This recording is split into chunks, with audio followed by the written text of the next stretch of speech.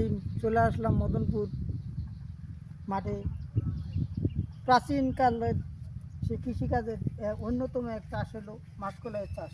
এই চাষ তেমন আজকাল তেমন দেখা যায় না, তবে আমাদের এই এলাকার বাবুভাই তিনি তার পুরনো ঐতিহ্য ফসল ধরে রাখার জন্য এবং জনগণের সুবিধার্থের জন্য এই প্রায় 3 বিঘে জমিতে মাসকলাই চাষ করেছেন।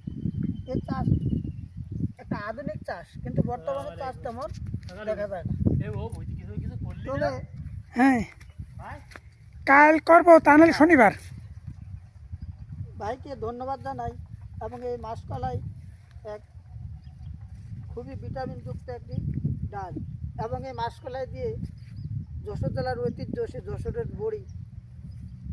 বড়ি দেওয়া হয়। 53 তাহলে আবার দেখা হবে অন্য স্থানে।